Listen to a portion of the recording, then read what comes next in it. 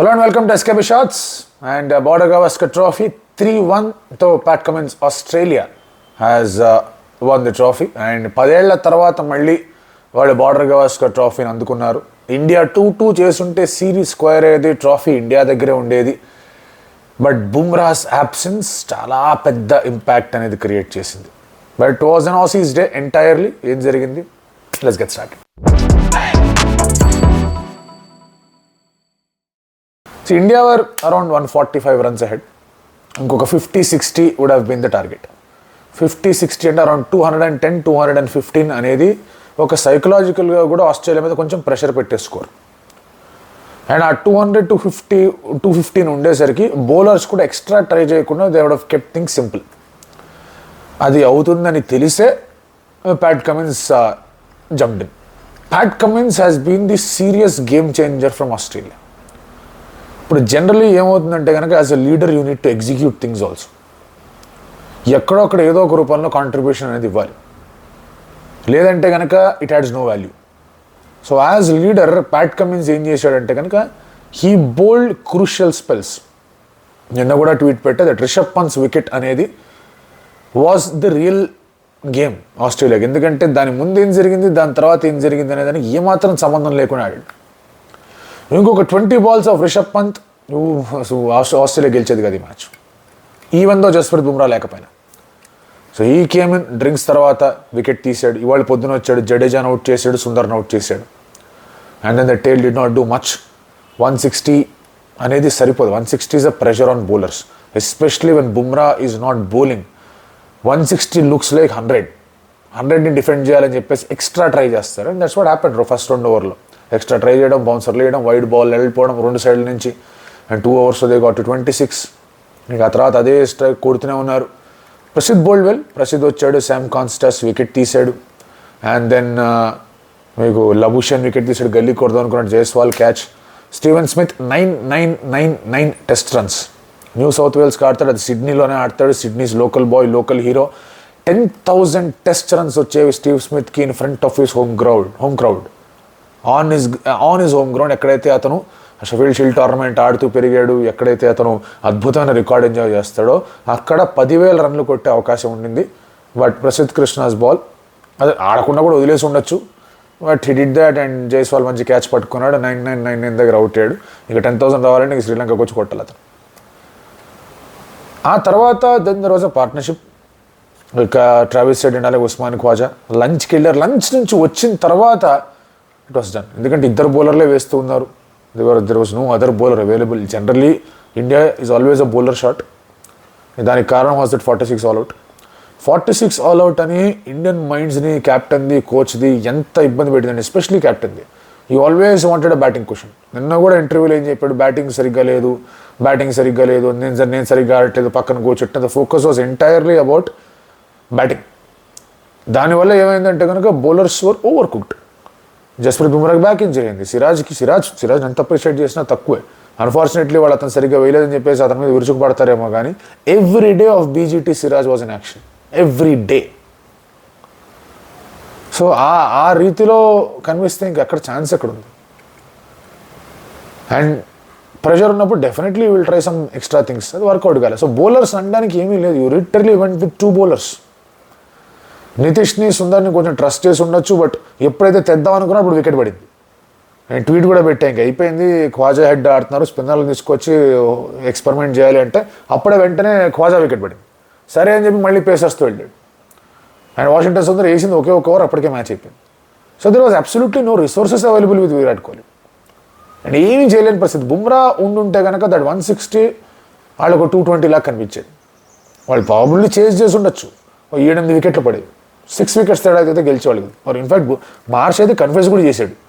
బుమ్రా ఉంటే కనుక కష్టమైపోయింది మాకు ఆ పిచ్ మీద, అతను లేకపోయేసరికి వీ టుక్ ఆ ఛాన్స్ అని చెప్పేసి. So it's very unfortunate that Jasprit Bumrah ఇంత అద్భుతమైన రీతిలో ఈ టెస్ట్ మ్యాచ్లో ఆస్ట్రేలియాకి, ఇండియాకి మధ్యలో అతనే నిలబడిపోయి చాలా మటుకు ఒంటరి పోరాటమే చేస్తూ last day when he was required చిక్కుకున్నాడు. అండ్ కెప్టెన్గా కూడా ఈ మ్యాచ్లో వచ్చి ఉండి ఆడుంటే కనుక it have been a different story all together. I would have to appreciate Australia, Pat Cummins, the way he bowled, especially ఇవాళ పొద్దున. బోలెండ్ ఈ 2 టెస్ట్ మ్యాచ్లు మెల్బర్న్ అండ్ సిడ్నీలో ఏ విధంగా అయితే బౌలింగ్ చేశాడు after the Gabba draw and Hazlewood injury తర్వాత. Batter stepped up. మీకు మెల్బర్న్లో అబ్జర్వ్ చేస్తే కనుక you can look at what Steve Smith has done. అద్భుతమైన రీతిలో ఆడాడు. దెన్ ఆ తర్వాత మళ్ళీ సిడ్నీలో మీరు చూసుకుంటే కనుక Webster youngster played really well, 50 కొట్టాడు. But Indian batter should have done well. ఇంకో 40 runs అనేది యాడ్ చేసి ఉండాల్సింది. నంబర్ 8 దాకా బ్యాటింగ్ పెట్టుకొని you are not able to go through things, you are reliant on Rishabh Pant's only innings అంటే కనుక చాలా కష్టంగా ఉండే ఒక పరిణామం. So 3-1 is a fair result. And 2-2 would have been good. 2-2 also would have been a little fair, but again, Pat Cummins' leadership and execution ki Mitchell Starc, Boland, Steven Smith, Travis Head, to an extent Marnus Labuschagne, తర్వాత మీకు ఒక ఇన్నింగ్స్లో Carey, తర్వాత ఒక దాంట్లో మీకు కాన్స్టాస్, ఒక దాంట్లో మీకు వెబ్స్టర్, ఇన్ని కాంట్రిబ్యూషన్స్ ఉన్నాయి వాళ్ళ దగ్గర నుంచి. నేదన్ లైన్ దగ్గర నుంచి అంత పెద్ద కాంట్రిబ్యూషన్ లేదు, అతను బౌలింగ్ కూడా వేసింది ఏమీ లేదు, అంత పెద్ద కాంట్రిబ్యూషన్ లేదు. బట్ స్టిల్ ఎప్పుడు వచ్చినా కూడా ప్రెషర్ పెడుతూ వచ్చాడు. ఇండియాకి what contributions did really India have? Jasprit Bumrah సోలోగా వేస్తా పోయాడు 32 వికెట్లు తీసుకున్నాడు. తర్వాత the next better contributor in that list was Mohammed Siraj. చాలా డిఫరెన్స్ ఉంది వాళ్ళిద్దరి మధ్యనే. ఆ తర్వాత యశస్వి జైస్వాల్ అండ్ ఆ తర్వాత నితీష్ కుమార్ రెడ్డి, వాళ్ళ మధ్య కూడా చాలా డిఫరెన్స్లు ఉన్నాయి. అంటే like what Australia has contributed. Smith and అలాగే ట్రావిస్ హెడ్కి 2 సెంచరీలు ఉన్నాయి. ఇండియాకి యశస్వి జైస్వాల్ నుంచి ఒక సెంచరీ, నితీష్ దగ్గర నుంచి ఒక సెంచరీ, అంతే. India's batting was completely gone case scenario. And a compensation for Indian batting by compromising on bowling, అంటే ఏదైతే బ్యాటింగ్ కావాలని బౌలింగ్ ఏదైతే కాంప్రమైజ్ అయ్యారో అది ఇక్కడ తీసుకునే నిర్ణయం కాదు. అది 3-0తో న్యూజిలాండ్తో ఓడిపోయిన తర్వాత తీసుకున్న నిర్ణయం. పర్త్లో కూడా ఇట్లాంటి సిమిలర్ టీంతోనే వెళ్ళారుగా. హర్షిత్ రాణా ఉన్నాడు, అంతే పెద్ద తేడా ఉంది అందులో. సేమ్ సిమిలర్ 11తోనే వెళ్ళారు. So as wear and tear happens, you need extra bit of support in bowling. Hope that India's batting will come in to picture అనుకున్నారు, కానీ అది ఎక్కడ రాలా, అయిపోయింది. ఇన్ఫాక్ట్ మెల్బర్న్లో ఫస్ట్ ఇన్నింగ్స్ 369 కొట్టిన తర్వాత India should have actually strength in the bowling attack. అది కనిపించలేదు. And it's clearly evident that it was a defensive tactic. ఇంక ఇవాళ చేసేది ఏం లేదు, వాళ్ళు పెద్దగా మాట్లాడేది కూడా ఏం లేదు. Once Bumrah is out of the equation, match was done. As simple as that. First ఇన్నింగ్స్లో బుమ్రా లేకపోయినా కూడా ఆ 4 వికెట్ పడిన తర్వాత మళ్ళీ నితీష్ 2 వికెట్లు తీయడం, ప్రసిద్ధ్ వచ్చి వికెట్లు తీయడం, సిరాజ్ వచ్చి వికెట్లు తీయడం was only positive that India could take from here. Bumrah లేకపోయినా కూడా there were 8 wickets that India took. అది మినహాయించి పెద్దగా ఏమీ కనిపించట్లేదు ఈ టెస్ట్ మ్యాచ్ నుంచి. అండ్ ఇన్ఫ్యాక్ట్ ఈ టెస్ట్ మ్యాచ్ ఆస్ట్రేలియా ఓడిపోయి ఉంటే కనుక వాళ్ళ curator, Sydney curator would have been fired. అరే ఈవెన్ 2-1తో లీడ్లో ఉన్నాం, ఫ్లాట్ ట్రాక్ ఇచ్చుంటే డ్రా అయిపోయింది, సిరీస్ గెలిచేవాళ్ళం కదా, ఏంద్రా ఈ పని అని. But fortunately for them they won, they played well, they won. India did not play well. And ఇప్పుడు బేసిక్లీ ఇండియాలో ప్రాబ్లం ఏమవుతుంది అంటే కనుక everybody is trying to defend once back. PR in sports is personal resolve, public relations కాదు. Every party involved is spending in PR here. And PR is a paid activity, by the way, it's a paid activity. అందరూ కూడా వాళ్ళ agencies ఉన్నాయి, it is a paid activity. దాని గురించి మాట్లాడుకోకూడదు, దాని గురించి మాట్లాడితే ఒక పెద్ద క్లాసే అవుతుంది. So India should stop doing that. And ఇంకోటి, ఎగరాలనుకుంటూ ఉన్నప్పుడు కొంచెం ఎక్సెస్ బ్యాగేజ్ ఏమైనా ఉందంటే వదిలేయాలి. నాన్ పర్ఫార్మింగ్ అసెట్స్ అన్న ఉన్నాయంటే కనుక అది లిక్విడేట్ చేసేసుకోవాలి, లేదంటే ఇంక డిస్పోజ్ చేసేయాలి. Rohit Sharma, Virat Kohli unfortunately are non performing assets. Virat కోహ్లీకి giving this test match was only fair. ఇప్పటికీ చెప్తా, Rohit Sharma and Virat Kohli test match కరెక్ట్ని క్లబ్బే చేయకూడదు. Virat Kohli is a much higher achiever than Rohit Sharma and test match cricket. అందరూ లాస్ట్ 5 yearsగా ఏం జరిగిందని మాట్లాడితే లాస్ట్ 8 yearsగా ఏమైందని కూడా మాట్లాడచ్చు.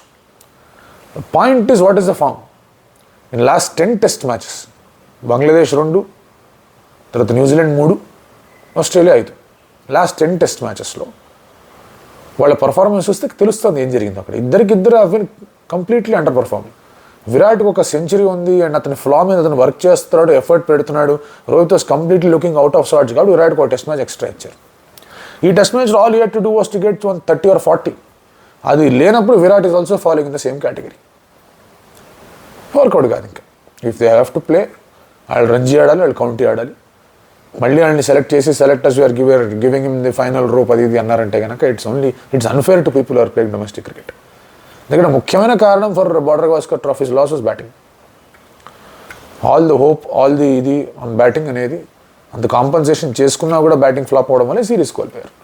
అండ్ బ్యాటింగ్ ఫెయిల్యూర్లో it is always a risky thing. Rohit Sharma ఒకటే team under pressure, Virat Kohli ఒకటే team under pressure. So your biggest stars are not performing అన్నప్పుడు there is no point. Form is temporary, class is permanent is only saying.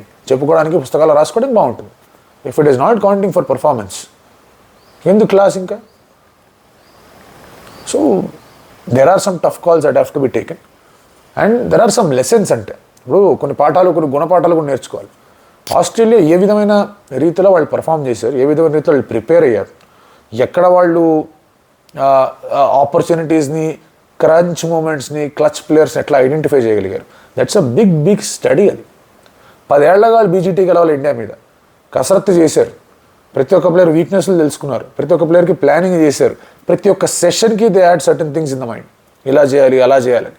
దానివల్లే ఎప్పుడైనా కూడా crunch moments వచ్చినప్పుడు they perform and their leader was leading from the front. Unfortunately that didn't happen with India.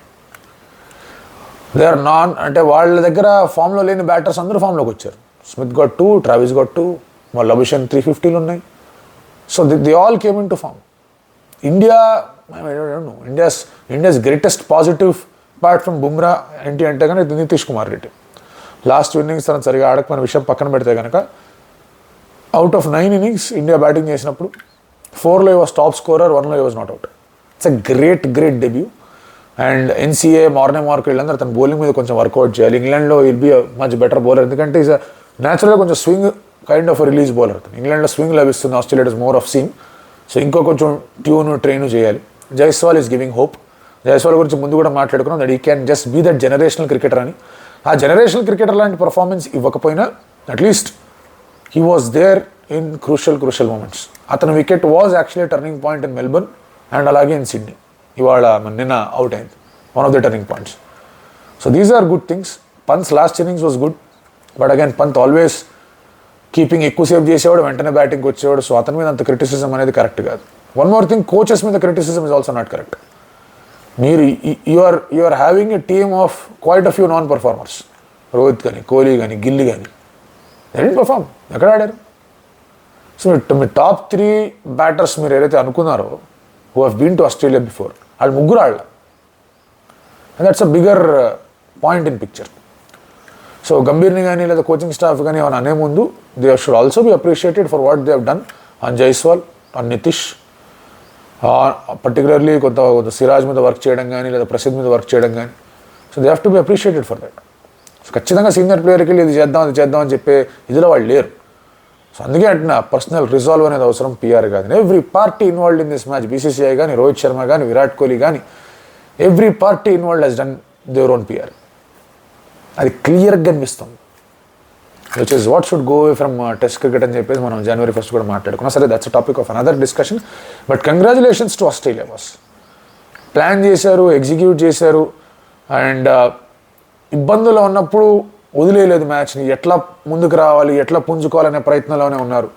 And ఆ దృష్ట్యా వాళ్ళకి 10 ఏళ్ల తర్వాత ఈ సిరీస్ విక్టరీ వచ్చింది. ఐ థింక్ WTCలో కూడా వాళ్ళు క్వాలిఫై అయిపోయి ఉంటారు. లెక్కల ప్రకారం they should have qualified. Sri Lanka is out, India is never out.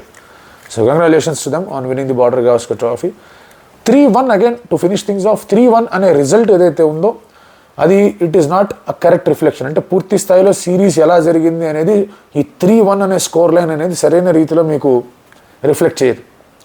ప్రతి టెస్ట్ మ్యాచ్లో దేవర్ క్రూషియల్ మూమెంట్స్. ప్రతి టెస్ట్ మ్యాచ్లో అరే ఈ మూమెంట్ ఇండియా పట్టేసిందంటే మ్యాచ్ ఇండియాది అయిపోయేది అనే మూమెంట్లు ఉన్నాయి, కానీ ఇండియా పట్టుకోలేకపోయింది. అది ఈ మూమెంట్లో ఆస్ట్రేలియా పట్టేశారు బాస్, అందుకే మ్యాచ్ వాళ్ళది అయింది అని చెప్పుకునే మూమెంట్స్ ఉన్నాయి. అలా చాలా మూమెంట్స్ ఆస్ట్రేలియా పట్టుకుంది. That is the difference. And అక్కడే లీడర్షిప్ అండ్ అలాగే execution come in to picture.